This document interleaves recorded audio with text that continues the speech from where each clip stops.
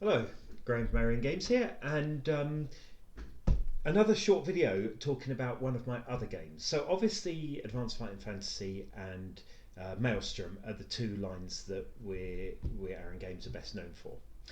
But we've published several other games, and the one I want to talk about today is Sorcerers of Ur-Turuk.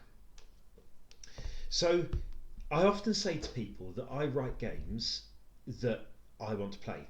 So I've long had various versions of Ars Magica, and I would love to play a long Ars Magica campaign with my group. It'd be fantastic, but not a chance, because it's hard enough getting them to turn up on time, let alone do anything for their characters or their setting in between sessions. That's not going to happen.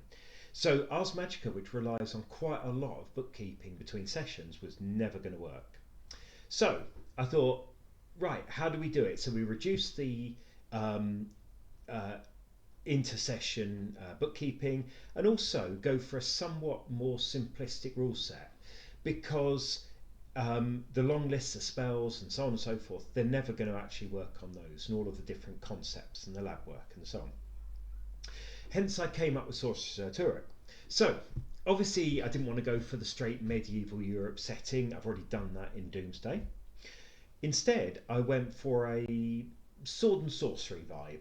So we're thinking Conan, ancient Sumeria, Persia, some Arabian Nights, all of that sort of thing. Desert type sword and sorcery. I used the D6 system, which is effectively an open license. It was originally used in West End Games Star Wars D6. And I took that system and tweaked it and morphed it into Sorcerers of Ur-Turuk. So in this game, you each have a sorcerer. A sorcerer is a very, very powerful magician. You also have a significant major character. This could be a noble or a military general or a high priest or something like that. You also have three minor characters. You have a servant, who's something very lowly, a cook, a stable groom, a porter, something like that.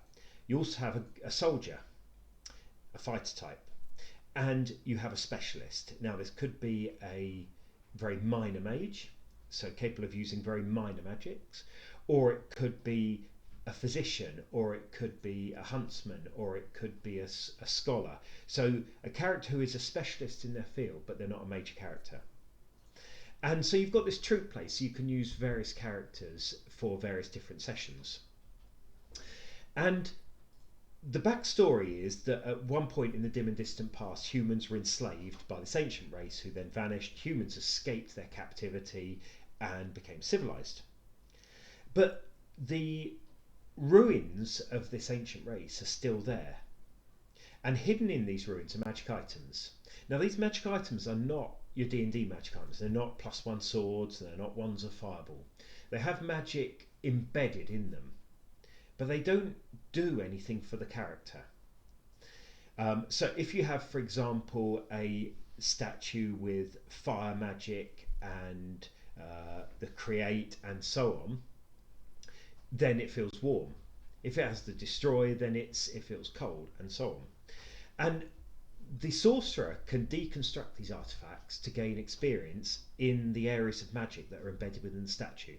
So a sorcerer can only get better by recovering these items, these artifacts, from the ancient ruins. But because the deconstruction takes a lot of time, a sorcerer going out and finding the artifacts is not deconstructing them and gaining XP.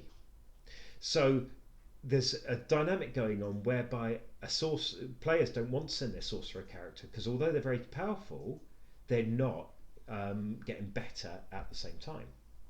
So there's very much a balance between this. I've gone for a similar sort of magic system to Ars Magica, where you combine, say, create with fire to make a fire spell, and so you can do almost anything, but there are no set spell lists, so mages can do anything. But there's a few limitations. Firstly, there is no knowledge magic, so you cannot hear what is happening on a room on the far side of the city. You can't do that, not with magic. If you need to find out what's happening in that room, you need someone to spy on it. Do you send an undercover agent? Do you send a thief to listen in, etc.? You cannot use if there's no knowledge magic, you cannot find out about items. You cannot find out where items are. You need to use people for knowledge. And again, that introduces a certain element to it, because if there is no knowledge magic, everything you find out has to be done with people. So specialists suddenly become very important. And secondly, there is no permanent magic. So you can use magic to raise a stone tower. Now, when the duration extends, the stone tower collapses into what you built it from, stones, dust, whatever. If the sorcerer dies, all of his magic ends. So if a sorcerer makes a huge stone fortress that is with a duration of 100 years, it'll be there for 100 years up until the sorcerer is killed, at which point the fortress collapses, proving problematic for anyone inside it. This also has big implications for healing, because you can heal with magic.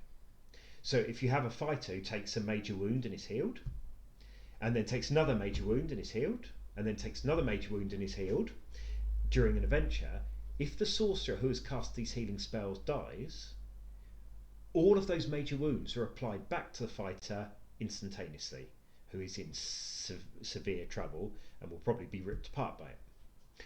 So of course, what you can do is get back to the city. You can release the magic slowly and let them heal naturally and so on in between sessions, and that's fine.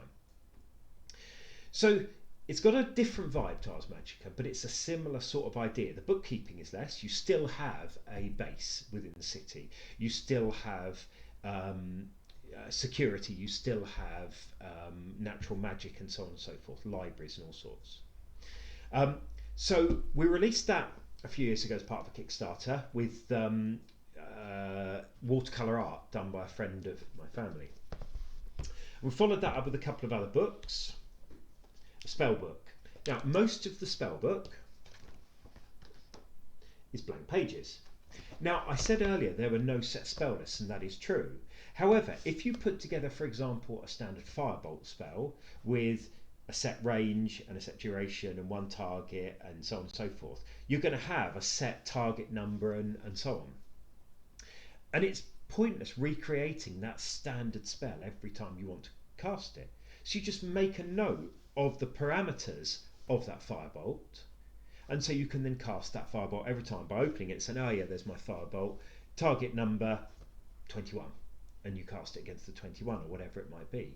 Now, of course, if you want longer range, you just have to recalculate the range because you've already made a note of what the range modifier is. So most of it is that, although we did put in some standardized spells just to help people, because one of the problems we have found is people sitting down to an open magic system often go, well, what can I do? Help, I don't know what to do.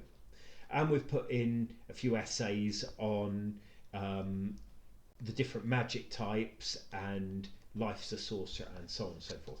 This really is a play aid rather than a must-have book, but it's quite a nice little one. And then we followed that up with the Ur-Turuk City Guide. Again, more watercolour art. So this is a fairly in-depth guide of the city, and it covers major personages and plot hooks and politics and more on the gods and so on and so forth. So again, it expands the bare information on the city in here and makes it much more of a setting. So I'm going to leave that here. I will come back to Sorcerers of Ur-Turuk in future videos. It is quite an intriguing game. It's very easy to pick up and play, very easy, because it's based on the D6 system. I've run it at conventions several times and people have picked it up within moments. So it is an interesting game. It probably flies under the radar for a lot of people because it's not the big name Ars Magica, but it is an alternative if you're looking for something slightly different. So with that, I'll say thank you very much, and until next time, good gaming.